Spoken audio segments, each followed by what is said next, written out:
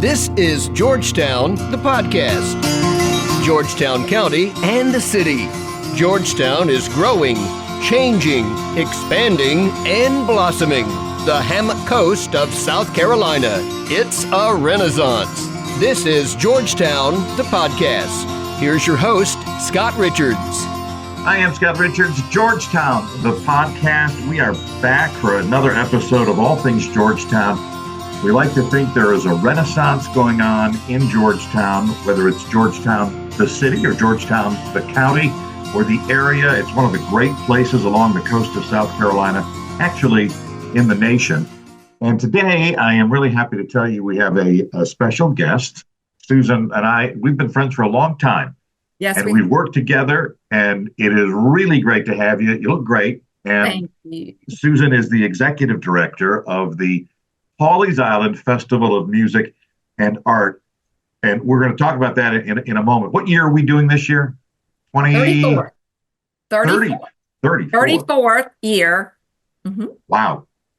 Yes. I don't know if I was there. I probably was there. We'll talk about that coming up in a little bit. But Georgetown.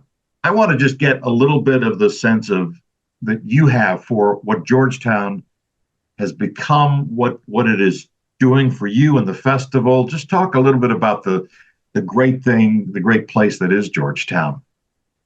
Well, for us being in Pawleys Island, we're so close to Georgetown, we can get there in a matter of 10 minutes. It's not that long a drive, but just all the exciting news that is going on downtown, all the new shops, the new restaurants, the selling of the paper mill, the steel mill. And when that is gone, and they redevelop it, I just think Georgetown is going to explode on the map even more than it already is. But, being in Georgetown County, Pawleys Island gets to reap the rewards of that, because if Georgetown continues to grow, those people coming to visit that area, that's just going to be more people that will come a little bit further north to Pawleys Island and hopefully enjoy what we can offer as far as culture and music.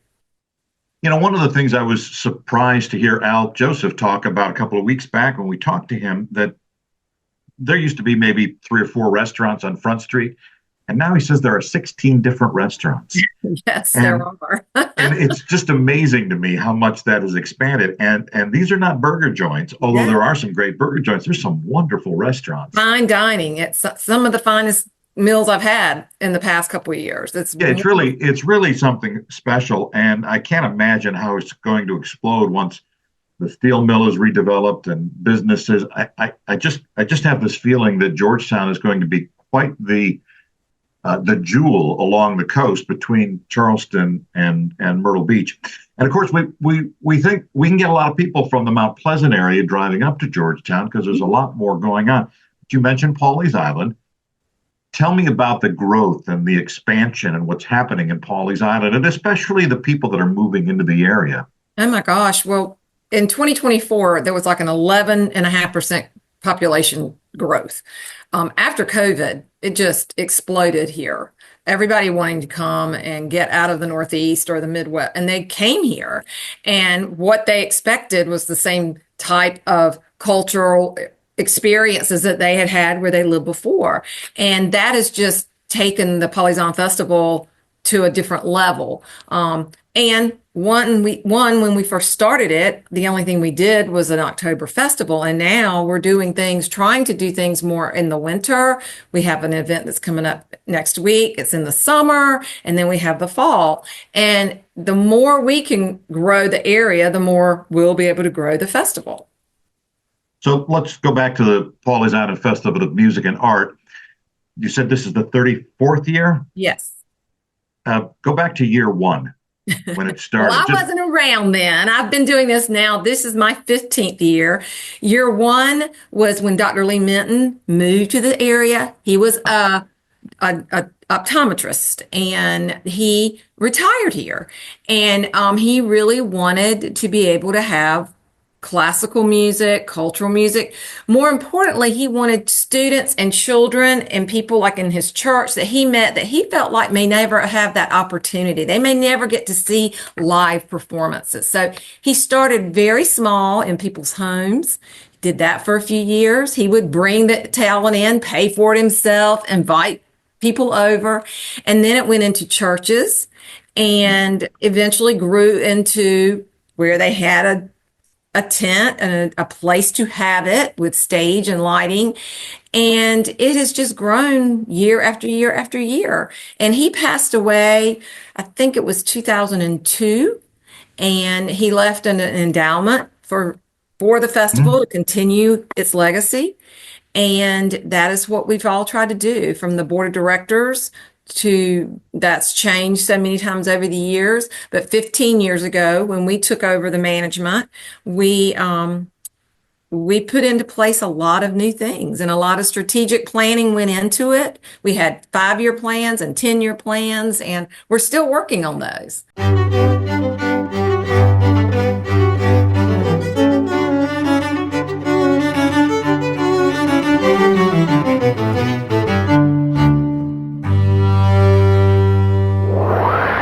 You're watching or listening to Georgetown, the podcast. When you mentioned we took over the management, just talk a little bit about that because things changed and really exploded from there.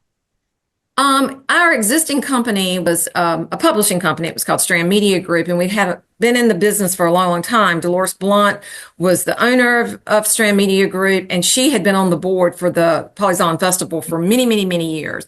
And by being on that board, she watched, the years of a lot of the EDs that would come in. They couldn't do the job. One person couldn't do the job. They really struggled. And when that happened 2 or 3 years in a row, she said, listen, I think I can take our company and we can handle the marketing. And I know a lot about the artist and we have the contacts. Can we try this? And they hired our company to do that, which we did for 12 years. And then last year when we sold Strand Media Group, and we got out of the publishing business, then the 3 of us are now independent contractors. We still manage the festival as a whole, but we're independent contractors for the festival, and we answer to a board of 13. Now, when you took over the festival 15 years ago, that first festival, where was it?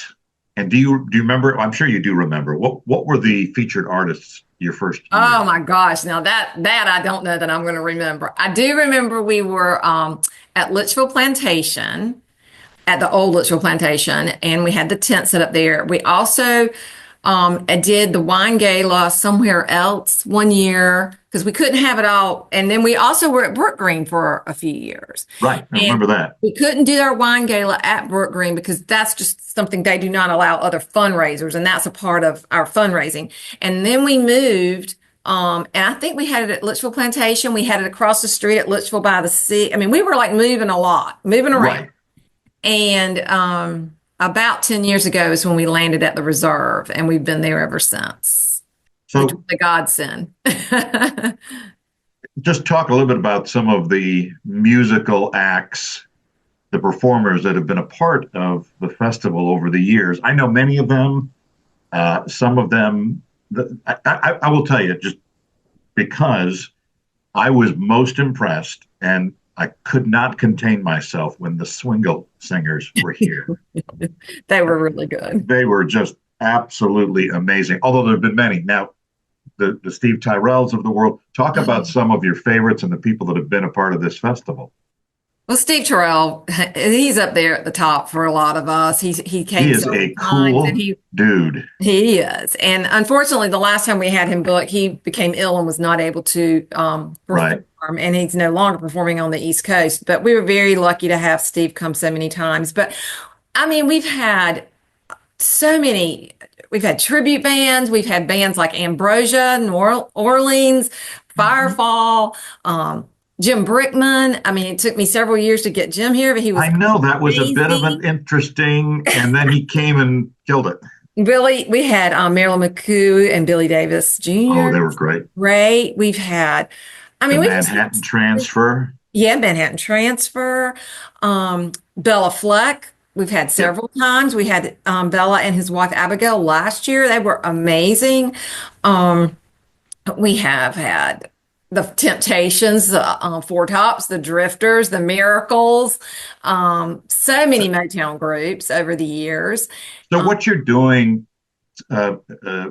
style-wise, what are you trying to do in terms of what are we bringing to the festival? Our mission as a board and as the group is to bring every genre we can over the years. So now we only do 8 concerts. So it's very difficult for us to do every genre in 8 concerts. But what we do try and do is one year we may do country and the next year we do not. One year may do jazz and the next year we may not.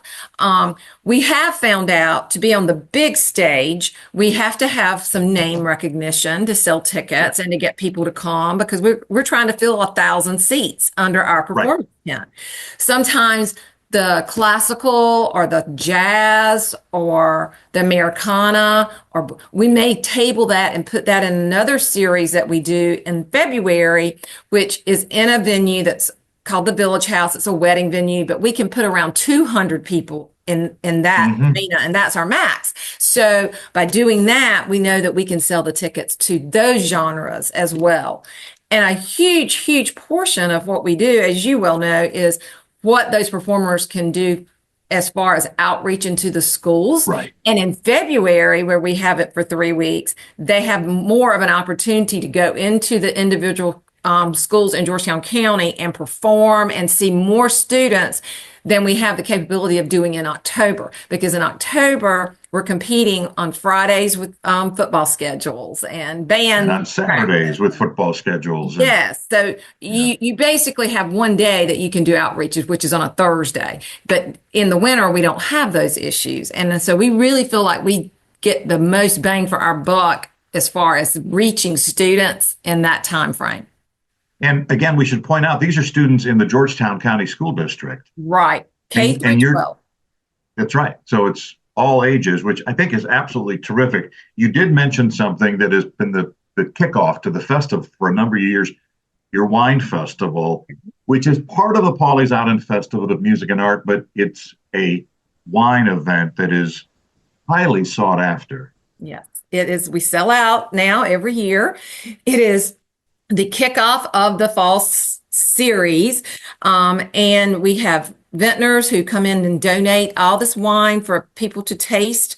It's limited to 500 people. We have, so it's about 75 boutique wines that you don't just go buy at the grocery store. Right. They can buy it at the end of the night at a really good discounted price. And then we have 8 restaurants that donate 3 appetizers each. So you get to taste a lot of the local restaurants. We have several from Georgetown, 2 or 3, matter of fact, some from Pawleys, some from Earl's Inlet. And then we have our silent auction that is amazing. And that is our major fundraiser of the year. We only do 2 fundraisers. We do that one, and then we do one in the spring.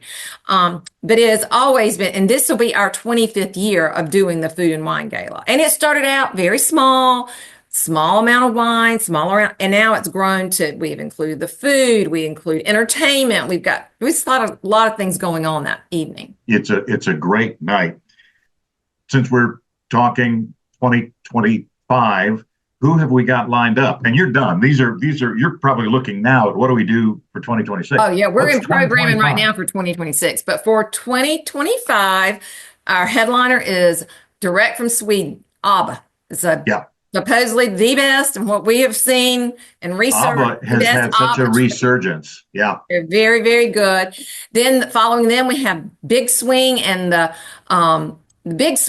Ballroom Blasters. And they are a huge group and very, very, very talented.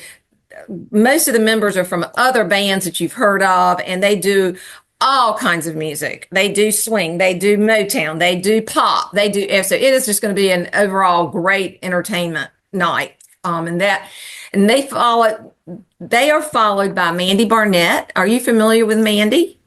I'm not sure. She was on the Grand Ole Opry stage for many, many years. She did a big Patsy Cline. She would sing all of Patsy Cline's show songs. When she's coming to see us, she's doing the Burt Bacharach songbook. So all her show. I would love that. Burt Bacharach. And her voice, she's like angelic. I mean, she has a beautiful, beautiful voice. September in the Park is a Chicago and Earth, Wind, and Fire tribute, and we are almost selling out of that already. So if I you're can imagine, they better get their tickets. Followed by the New York Bee Gees, another one that is selling like hotcakes. People love the Bee Gees, and the New York Bee Gees have been around a long time, and they're very good at what they do. Followed by How Sweet It Is, which is Steve Leslie. He does James Taylor. He looks like James Taylor. He sounds like James Taylor. He can play the guitar like James Taylor. I mean, he is really a great tribute to James Taylor and his legacy. And the last two, we have the Hitmen, which we've had the Hitmen before, yes. Maybe in the first or second year we were doing it. But this is the same group, but they are doing is classic rock. Whereas before it was a different genre. So now it's the ultimate hitmen doing classic rock. And our final night is our finale. And that is where we take all the seats out from under the tent and we put round tables and people reserve their tables and with their friends and businesses come and they decorate their tables. And the group we have is Uptown. And it is, I've seen them. They dance, they sing, and it is a mash up between Bruno Mars and Motown and soul. And these three guys are some of the most talented guys I've ever seen. And they will put on a phenomenal show. I can sell 56 tables. I have sold 48 already. So I only have a few tables left, but people can still buy tickets and sit on the lawn. We're talking about October events that are going to be sold out soon. Buying tickets, finding out more. And especially for those people that may be coming up from Charleston and Mount Pleasant, as I think they will, how do they find out more? Where do they go? This is the website pitch. We have been pulling from Mount Pleasant and Charleston for the past 8 years, largely enough by doing advertising there in Mount Pleasant Magazine. I was on the Mount Pleasant podcast. But if they go to Pawleys Music, which is our website, pawleysmusic.com, go to our Facebook, which is Pawleys Music, we are constantly putting who's coming. We are constantly sending e-blasts. If they've been to our shows before, they're getting an e-blast about every week about a specific performer. But the best way to know what's going on with us is pawleysmusic.com. Right. And you can buy your tickets directly from there. I have to point out, please buy your tickets from our website. Don't buy them somewhere else because you're going to pay more money. And you may not have your seat when you get there. We have really dealt with that lately. So I just some of the other venues in town. Absolutely. And you just have to put that out there. Please go to the venue that you're going to purchase. Correct. Pawleysmusic.com. Right. It's just going to be safer for you. Susan, let's wrap up with just a little bit of what do you see the future of this festival? Where's it going? We are growing by leaps and bounds, and we have been looking for the last 2 years for a piece of property. Our board is moving forward, and that's what they would like to see is to us have a permanent location, whether it's a art center or whether it's an amphitheater, but somewhere that we can call home. And that way, then we can show more things throughout the year. We're so limited here on what we can do when we do these performances because we are selling 1,000 seats. But that's our long-term goal is to try to identify property that we can either build on or find something existing that we can remodel and make. But as you know, there's not a lot of empty land in Georgetown County, and in particular in Pawleys Island. And there lies in another, if you're the Pawleys Island Festival of Music and Art, even though people come from all over the state of North Carolina, South Carolina, I mean, we have people come everywhere because they're coming here to visit and spend a weekend. They identified for 34 years, we've been the Pawleys Island Festival of Music and Art. And so so you got to be in Pawleys Island. It'd be nice to stay in Pawleys Island if we possibly can. And we, but that's. Well, I will tell you that the entire region would love having you have a permanent location that could then be used for other things. As you know, performing arts centers, there are just not a lot of spaces here. And so if you're able to do that, it's going to benefit everybody from Charleston up to Little River. Right, exactly. Susan Bryant is the executive director of the Pawleys Island Festival of Music and Art, part of the Georgetown fabric. And we thank you so much for being with us today. Georgetown, the podcast, there's lots more to come. Thank you, Susan. Thank you so much, Scott. Thank you for watching or listening to Georgetown, the podcast. Learn more about the Hammock Coast and Georgetown. Read Georgetown Magazine in print, pick one up around Georgetown and along the Carolina coast.